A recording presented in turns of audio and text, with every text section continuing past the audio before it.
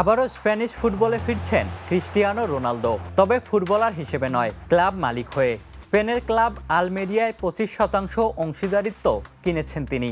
তাতে আলোচনা চলছে এই পর্তুগিজ তারকা কি তাহলে আল নাছর ছেড়ে স্পেনে ফিরছেন। স্প্যানিশ ক্লাবটি অবশ্য স্বপ্ন দেখতে শুরু করেছে। ক্লাবটির ম্যানেজার রুবি জানিয়ে দিয়েছেন, চমক দেখিয়ে যদি ফিরতে চান রোনালদো, তাহলে তাকে উষ্ণ অভ্যর্থনা জানাতে প্রস্তুত তারা।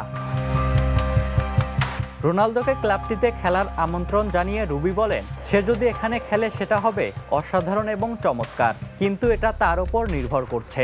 এটা তার ক্লাব এবং সে যদি খেলতে চায়, যে কোচই থাকুক না কেন, তাকে 2 হাত প্রসারিত করে অভ্যর্থনা জানানো হবে। আমার এ নিয়ে কোনো সন্দেহ নেই। আলমেরিয়া হয়তো রোনালদোকে খেলানোর স্বপ্ন দেখছে, কিন্তু পর্তুগাল তারকার মনোযোগ আল নাসরেই। কদিন আগেই রোনালদো বলেছিলেন, আমি খুবই খুশি, অনেকবার বলেছি, আমি সৌদি আরবের এই দেশ আমাকে আমার পরিবার এবং বন্ধুদের দারুণভাবে স্বাগত জানিয়েছে, আমি এখানেই খেলে যেতে চাই। রোনালদোর আল নাসরের সঙ্গে চুক্তি 2027 সাল পর্যন্ত। চুক্তি শেষ হওয়ার সময় তার বয়স হবে 42 বছর। সেই সময়ে নিজের ক্লাবে খেললেও খেলতে পারেন 5 বারের ব্যালন ডি'র জয়ী। Ishtiaq Mahin, The news.